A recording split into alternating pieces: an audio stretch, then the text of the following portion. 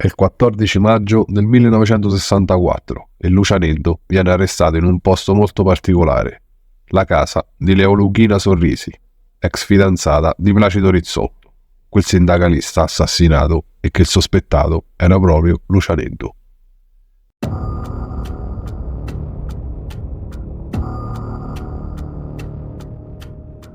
Gli elementi che hanno a suo carico fanno prospettare per Lucianeddu una lunga detenzione. Il giudice istruttore Cesare Terranova manda Ligio ed altri 64 mafiosi rinviati a giudizio. Lucianeddu era ritenuto coinvolto in 9 omicidi e 8 tentati omicidi. Il processo si celebra davanti alla Corte di Assise di Bari. Dopo anni e anni, per la prima volta, un gruppo di pericolosi delinquenti rischia di trascorrere il resto della vita in carcere. Il dibattimento ha inizio nel marzo del 1969, dove nessun parente delle vittime si è costituito parte civile. Ma in più, una cosa molto strana. Ai giudici popolari e togati è stata recapitata una lettera piena di minacce, che diceva: voi baresi non avete capito o non volete capire cosa significhi Corleone. Voi state giudicando degli onesti galantuomini di Corleone che i carabinieri e la polizia hanno denunciato per capriccio. Noi vi vogliamo avvertire che se un galantuomo di Corleone sarà condannato, voi salterete in aria, sarete distrutti, sarete scannati, come pure i vostri familiari. Nessuno deve essere condannato, altrimenti sarete condannati a morte voi e le vostre famiglie. Un proverbio siciliano dice: uomo avvisato è mezzo salvato. A voi ora non resta che essere giudiziosi. Ligio e gli altri 64 vengono assolti per insufficienza di prove del reato di associazione a delinquere e assolti per non aver commesso il fatto per gli omicidi e tentati omicidi. Una disfatta per lo Stato.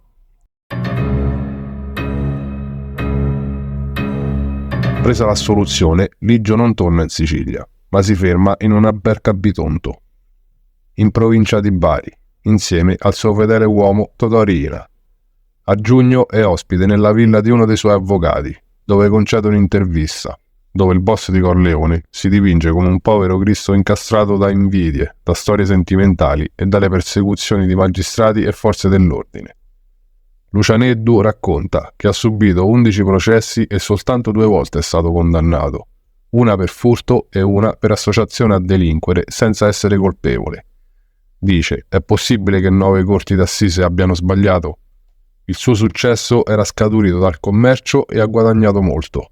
Il mercato nero, che nell'immediato dopoguerra tutti praticavano, e che questa era l'unica vera colpa per cui nessuno lo ha mai condannato. Nell'intervista sostiene di non essere quel farabutto che dipingono, e altri esempi li fa sul fatto che avrebbe preso a calci alcuni braccianti agricoli durante uno sciopero. Ma questa ricostruzione è falsa, dice.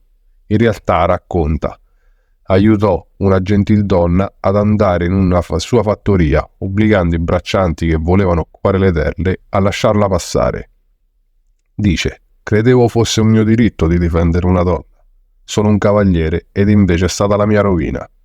A provocargli altri guai poi era stata la vendetta di un poliziotto, la cui moglie si era invaghita di lui e per vendetta fu fermato più di 10 volte senza motivo. E quando fu ucciso un sindacalista, Placido Rizzotto, il marzo del 1948, hanno subito pensato a lui come l'assassino, e da lì tutto il resto. Nonostante l'esito favorevole del processo, cresce l'astio di Ligio nei confronti del giudice Terranova. Il giudice Terranova era consapevole di essere sul libro nero del mafioso. La lotta alla criminalità organizzata è sempre stata in cima agli impegni del magistrato.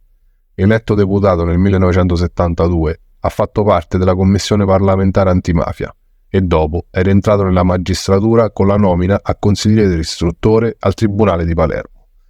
Il 25 settembre del 1979 Cesare Terranova viene assassinato insieme all'agente di scorta.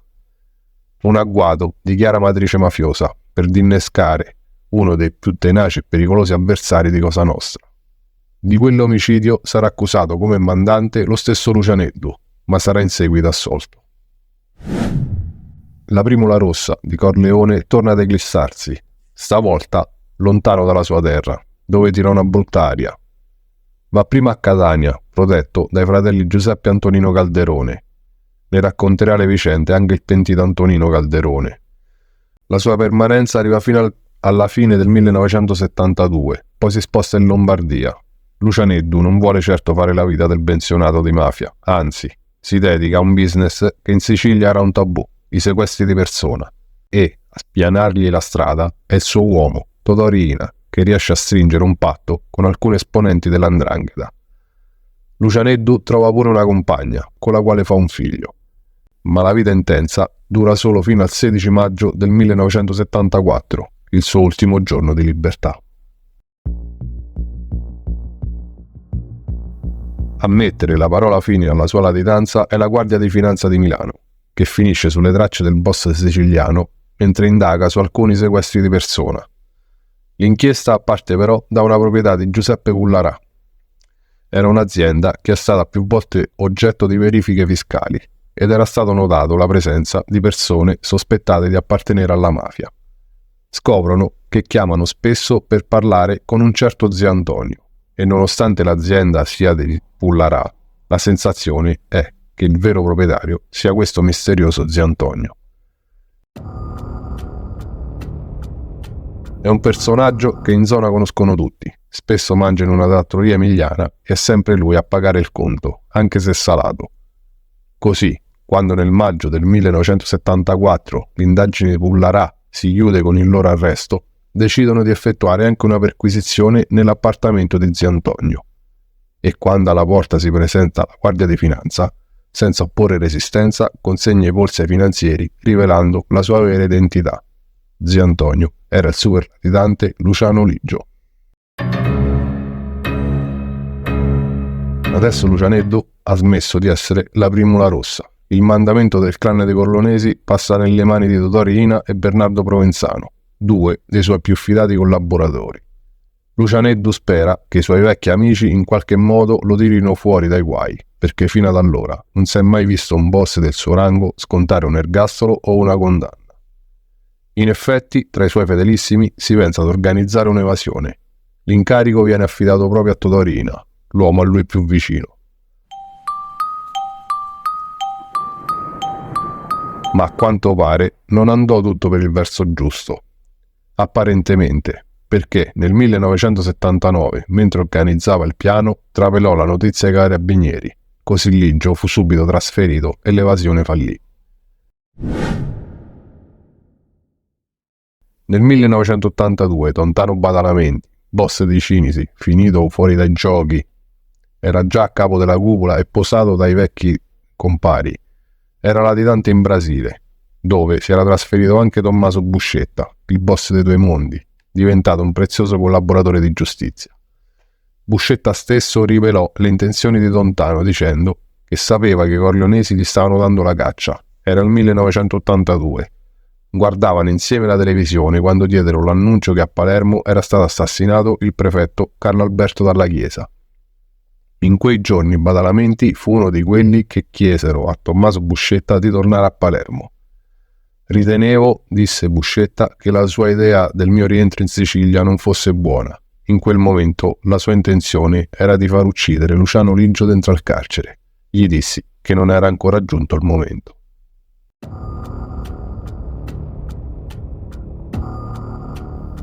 Il 10 febbraio del 1986 Luciano Liggio fa il suo ingresso al Gabbiotto 23, nell'aula allestita all'interno del carcere del Lucciardone, dove si sta svolgendo il maxi processo contro Cosa Nostra.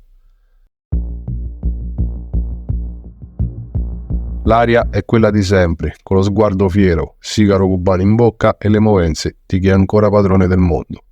Chiamato a deporre, nega tutte le contestazioni, comportandosi come un vero leader. Tratta con disprezzo soprattutto il pentito Tommaso Buscetta. Dopo aver ribadito di essere estraneo a Cosa Nostra, rivela ai giudici qual è il motivo delle sue numerose disavventure giudiziarie. Aver rifiutato di dare il suo avallo, così lo chiama, al golpe borghese, il colpo di stato che Giunio Valerio Borghese aveva intenzione di realizzare alla fine del 1970. In quella primavera del 1970 era stato contattato da Salvatore Greco Cicchiteddu e Tommaso Buscetta, i quali gli chiesero di appoggiare il progetto eversivo. ma lui, dopo aver temporeggiato per ragioni squisitamente strategiche, rifiutò ogni coinvolgimento. Quel no, dice, lo ho pagato a caro prezzo, rinunciando pure ad avere come contropartita la cancellazione delle sue noie con la legge, ergastolo compreso. Ma il 16 dicembre del 1987, alla lettura della sentenza del maxi processo, Lucianeddu sarà tra i 114 assolti per insufficienza di prove, ma resta alla sbarra per l'ergastolo dell'assassinio di Michele Navarra nel processo del 1975 inflitto dal giudice Terranova. Lucianeddu presenterà poi negli anni ben 3 volte istanze di concessione di semilibertà o libertà condizionata, ma saranno sempre rifiutate. L'ex capo mafia di Corleone uscirà di galera solo in una bara. Infatti, Lucianeddu muore in carcere a Nuoro il 15 novembre del 1993, dove in una fredda giornata d'autunno cala il sipario sul boss.